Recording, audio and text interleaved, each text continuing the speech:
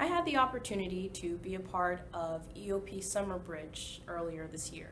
And during Summer Bridge, we got to participate in an English class where we discussed Alicia Garza's and Martin Luther King's work. And I will be talking about these and discussing how they relate back to Bryan Stevenson's Just Mercy. In her story of the hashtag Black Lives Matter movement essay, Alicia Garza, the founder of the hashtag Black Lives Matter movement online platform, argues the importance of acknowledging Black lives and their beneficence in American society, despite their constant oppression.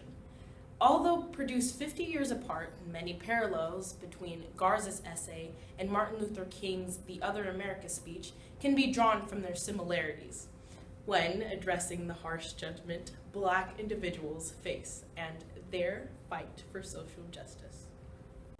Both King and Garza shine light on the fact that there is an obvious double standard when it comes to comparing white and Black people's social issues.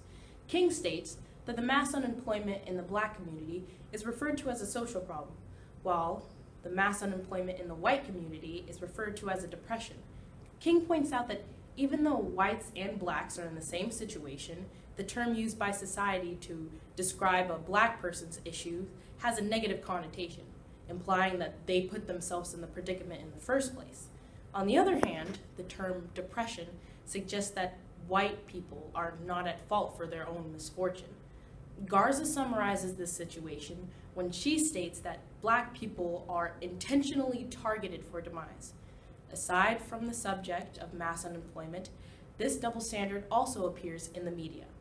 For instance, after the killing of Trayvon Martin, he, the victim, was being blamed for his own murder, and the news spent a lot of time focused on the negative aspects of his life rather than the positive ones. This proves how the media intentionally hypercriminalizes Blacks, which is a form of dehumanization.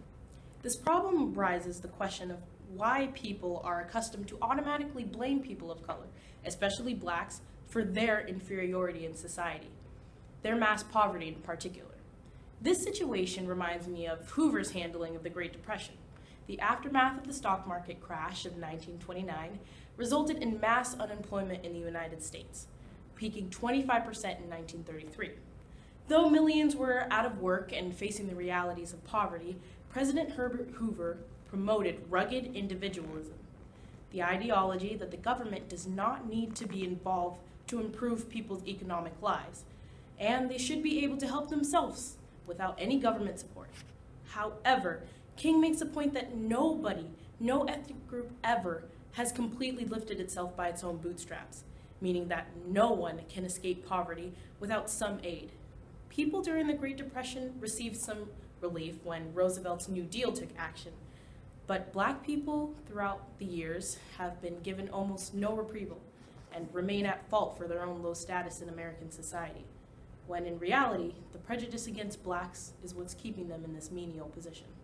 My analysis on Garza's and King's work is similar to the concepts detailed in Just Mercy. Bryan Stevenson discusses the humanization of Blacks and how this creates a divide.